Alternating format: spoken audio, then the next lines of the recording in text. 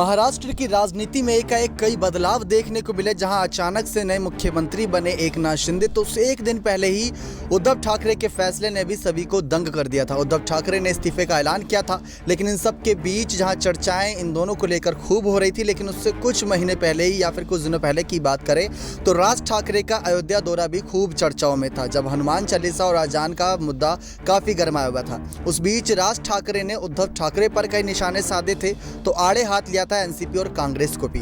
दरअसल मामला यह था, जब नवनीत राणा ने ऐलान किया था कि उद्धव के आवास के बाहर, मातोश्री के बाहर हनुमान चालीसा का पाठ करेंगी, तो उद्धव ठाकरे को यह कहते नजर आए थे, एक सलाह देते नजर आए थे कि किस तरीके से अगर वो हनुमान चालीसा का पाठ करना चाहती हैं तो करने दो, क्योंकि आपका घर मातोश्री है, कोई मस्जिद नहीं जो रोका जाए। क्योंकि उन्होंने कहा कि अगर वो उद्धव के घर मातोश्री के सामने हनुमान चालीसा पढ़ना चाहते थे तो इसमें दिक्कत क्या है, क्या मातोश्री कोई मस्जिद है, ऐसी बात करते नजर आए। जब उद्धव ठाकरे को आड़े हाथ लिया तो यहाँ पर इसके बाद उनके यहाँ पर पूरी तरीके से निशाना साधते नजर आए एनसीपी और कांग्रेस और शिवसेना के गठबंधन पर। उन्होंने यहाँ पर बताया कि किस तरीके से इसी की वजह से ओवैसी को बढ़ावा मिला। राज ठाकरे ने शिवसेना, कांग्रेस, एनसीपी गठबंधन पर निशाना साधा। ठाकरे ने तब कहा था कि महाराष्ट्र में ओवैसी की पार्टी के पैर पसारने के पीछे महाविकास अघाड़ी का हाथ है।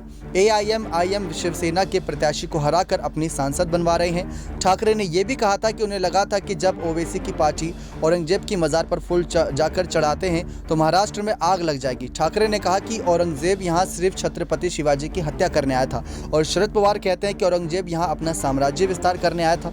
इस बीच राज ठाकरे ने कई और तमाम मुद्दों पर यहां पर निशाना साधा था, लेकिन गठबंधन पर शुरुआत से ही निशाना साधते नजर आए थे।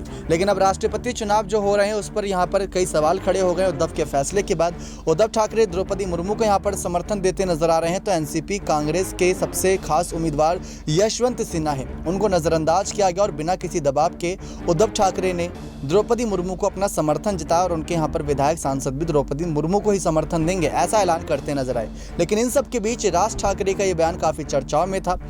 उद्धव ठाकरे का इस्तीफा, एकनाथ शिंदे का सीएम बनना तो बाद में चर्चाओं में आया, लेकिन अयोध्या दौरा काफी चर्चाओं में था राज ठाकरे का। राज ठाकरे जो भी करते थे वो चर्चाओं में आता ही था, और ऐसे में देखा जाए कुछ खास कारणों की वजह से, कुछ बीमारियों की वजह से राज ठाकरे राजनीति में इस समय ज़्यादा सक्रिय नहीं है, और तभी यहाँ पर महाराष्ट्र का सियासी संकट देखने को मिला।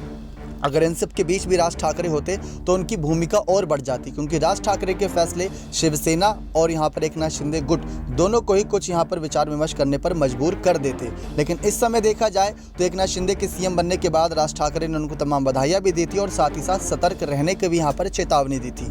अब देखते हैं राज ठाकरे जब वापसी करेंगे राजनीति में। अभी तो उनके बेटे अमित ठाकरे यहाँ पर संभाल रहे थे, उनके गैर मौजूदगी में यहाँ पर पार्टी जो उनकी एमएनएस पार्टी है उसकी कमान संभालते नजर आ रहे थे। लेकिन राज ठाकरे की वापसी पर और बड़े ऐलान करते नजर आएंगे, क्योंकि महाराष्ट्र की सियासत काफी बदल चुकी है।